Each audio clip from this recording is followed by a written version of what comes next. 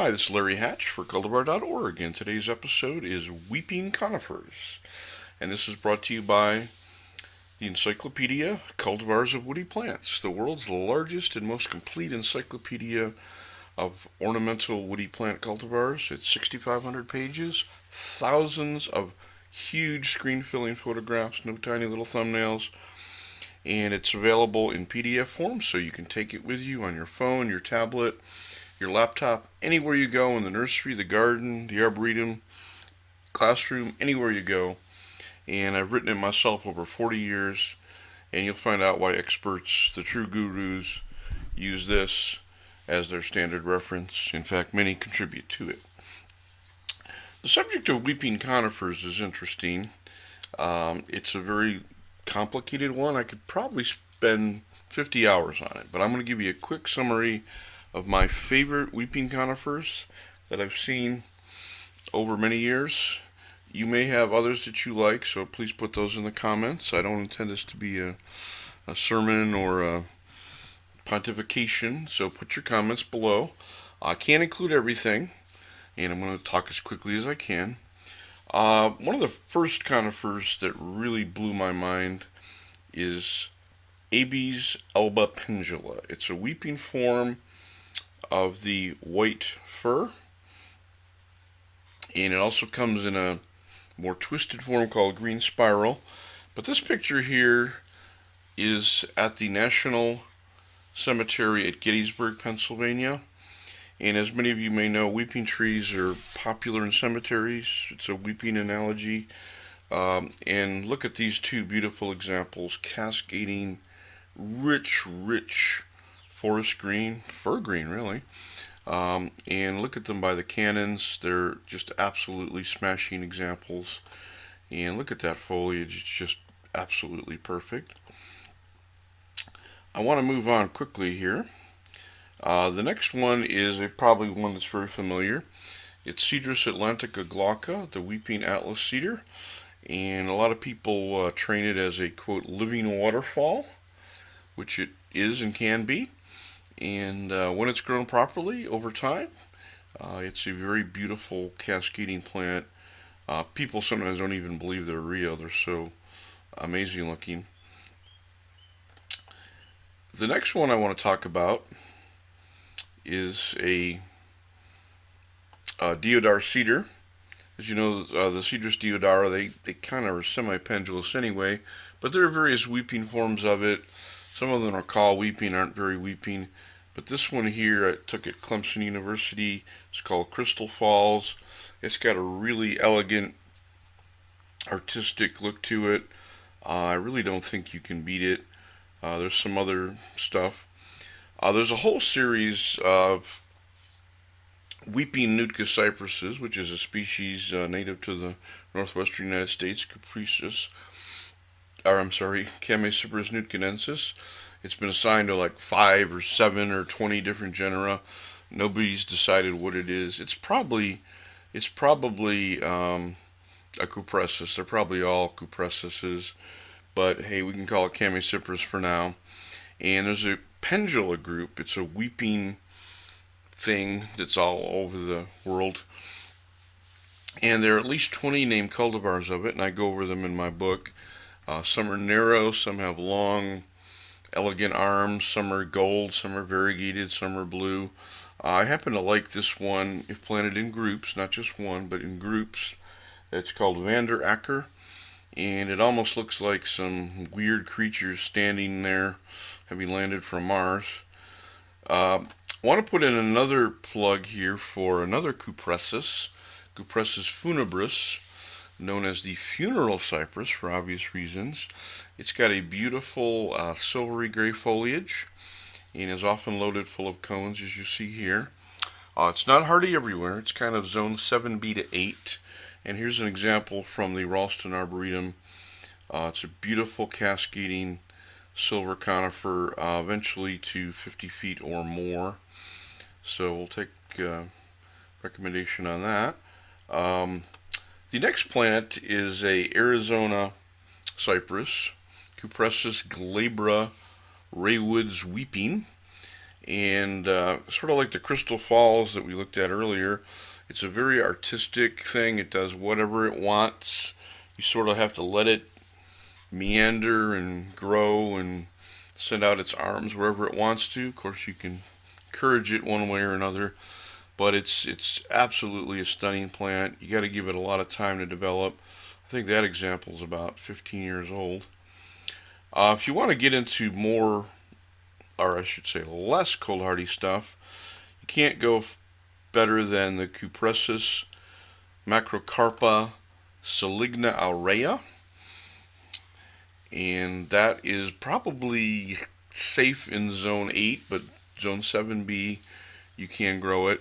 It's sort of like a golden thread cypress, Chemicypress piscifera filifera aurea on steroids. It grows much faster, much thicker, probably not as dense, probably not as neat. It needs a lot of training when young. But boy, you can get a 10-foot example of that in half the time of the golden thread cypress, and it's pretty darn cool. There are many weeping junipers out there, and I want to talk about just a few that I really like. This one is Juniperus formosana. It's got a prickly acicular or subulate leaf, a jointed leaf, like Juniperus rigida, but it's extremely narrow. It's generally columnar, and the branches just cascade in these little arms coming down. It's a great plant. Again, it's probably USDA 7 to 8, so that's why you don't see it. The rigida pendula types are much more cold hardy, but this is a great plant, and for those of you in warmer climates, it's worth giving a consideration. It fits a very narrow space. And then getting to the actual thing that is known as Juniperus rigida pendula. That particular juniper was not published as pendula before 1959, so can't really call it that. I have published it as Juniperus rigida weeping group. It's not a single clone. There are male and female versions of it, at least 3 that I know of total. So we're calling it Juniperus rigida weeping group, or Juniperus rigida variety rigida weeping group. And here's a very old example at the Morris Arboretum. And a lot of people say, well, where did this thing come from? Because most of the rigida in the wild are pretty upright. They're not weeping like this. This was selected in the United States many years ago. And for obvious reasons of its beauty, it's more popular than the other stuff. And if you'd like to know the full history of how that cultivar came to be, that's in the book. Not enough time to cover that now. The next weeping juniper I like is Juniperus Scapulorum Tolson's Blue Weeping. And there's supposedly a green form, although I've never seen it. And I really think the green form is something else. But anyway, we have finally figured out where it came from. And it came from a Tolson's nursery in Denver, Colorado. And we will be talking about that in our Juniper Society episodes coming up shortly. This thing is a plant that's kind of controversial because it tends to get ratty and thin and stringy, and people either cut it down, remove it, or give it away because in very warm climates with high humidity, like the southeast, does not do very well. Anywhere Scapulorum does well, it's going to do well, and so that's going to be primarily places like Arizona, Denver, parts of California. And here's an example from the Atlanta Botanic Garden, one of the better ones on the East Coast for that particular plant. But give that a shot if you can grow the species. The next plant I want to do are one of the larches. This is Larix camphori pendula, and it can be either grafted tall to make a nice cascading conifer, or it can be grafted low like this and trail and spread. There are many weeping larches out there, different ones. I'm not going to go through all of them. But we have pictures of some in the book, and they really make some exciting plants. The next plant I want to talk about is Pinus densiflora pendula, the weeping red pine, Japanese red pine. And you don't often see it very well. It's usually just a tiny little mound, not very impressive. This example of Brookside Gardens is particularly fine. It's even better now. This is probably a 10-year-old photo.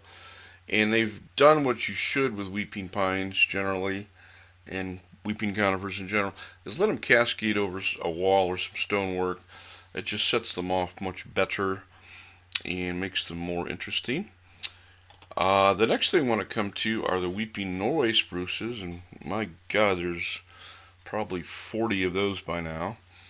This is a really old example at the old Pinetum at Longwood Gardens, and these are all collectively known as Picea Abies pendula or pendula group, and there are many clones of it. I have made a study of the old nursery catalogs and old books to sort them out. Most of these type of things that have a kind of a vertical or a narrow pointed top where the foliage just hangs down like a curtain, those are the variety or cultivar inversa, where it's literally an inverted plant. Now you can see at the bottom here, the lower branches are a little wider, but when you have a true inversa, also called inverta by some nurseries, it's going to have some very narrow peaks. So part of it will be columnar, maybe at the apex, maybe several pointed apices. Apices? Yeah. And it will have branches that hang down like a curtain. You can train it very narrow, you can train it wide. That's why they're kind of hard to pick out sometimes from each other. And I was very grateful for a planting here at the Bernheim Arboretum in Louisville, Kentucky. And by the way, not a lot of people outside Kentucky or that area seem to know about this place. This is one of the best woody plant collections in the world. A lot of old material, a lot of young material. They're always putting in new things. Encourage people to make a pilgrimage there. They did what other people hadn't done, to my knowledge, and they put two of the weeping clones together, inversa on the right. Again, you see those columnar little peaks, and then how the foliage just literally hangs down like curtains. And then next to it is the other cultivar that's been popular called Reflexa, and that tends to be a much wider plant. Inversa tends to be taller than wide if you just let it go, but it can meander. And Reflexa tends to be wider than tall, and its peaks are more irregular and scraggy, not as pointed. And the foliage doesn't hang down quite as much like that curtain effect. It's more irregular. There's quite a few other cultivars out there that you can look at. One thing very fortunate is that there are now golden versions of inversa due to the fact that inversa sets cones and seed easily, sometimes on young plants, and it has been crossed with some yellow material. And I think there's 5 clones now of the golden weeper. This one is called Gold Drift. It's the most popular. Bob Fincham has popularized it. And look at that thing. My God. Yeah. I think it's a little wider than inversa, but that's fine. The way it trails is just really beautiful. And people have even gone so far as to graft the original green with the gold. We'll see how that looks. And that brings us to the weeping blue spruces. The original weeping blue spruce is called Glauca pendula. Kind of slow, kind of awkward, kind of irregular. Not a great plant. So I would recommend the clones. This one here at Cornell Plantations is called Shiloh Weeping. I believe they got it from Isley. Look at that thing. Geez, that's just perfect over that wall. The cultivar that everybody's screaming about and wanting solves the glaucopendula problem. It's very vigorous, tends to be neat, does need some training. It's very blue. This is called the Blues. And look at it here. These are just young nursery plants. And anywhere you can grow blue spruce, that sucker is going to be quite amazing. And one thing I might suggest put in your mind, how about one of these plants, the Blues, next to an inversa, next to a gold drift? Green, yellow, blue. Alternate them. Wow. People have already tried to do that, and that's a neat thing. I guess I took one of the pines out of order. But anyway, the next pine I'd recommend is the ordinary Pinus strobus pendula. There are many forms of weeping white pine out there. There's one called, I think it's Falling Water. It's pretty good. But the original pendula is so vigorous, so strong, so tough. It's really worth growing. The origin of it has been kind of mysterious for some years, but I do cover that in the book. And it's a great conifer known all over the world. And being a tough species, it's pretty durable. The next one is maybe a little controversial because it can be a little ratty and awkward, and that's Tsuga occidentalis pendula. It tends to be wider than tall, and it grows anywhere arborvitae grow. There's nothing really quite like it. It kind of rambles and does its thing. This example at Longwood is a really nice one, and I recommend that to you. Obviously, next we get to the weeping hemlocks, which are collectively known as Tsuga canadensis pendula group. There were originally 4 to 7 clones that were found. Some in the wild, some they're not sure if they were really wild. And the most common one is known as sargentii, and they've named more than 20 clones of weeping hemlock. I just wanted to show you this grand picture in front of the big conservatory at Longwood Gardens. If you look at those two examples, can you see how they're different? One's a little stronger, and it tends to have vertical branchlets hanging down.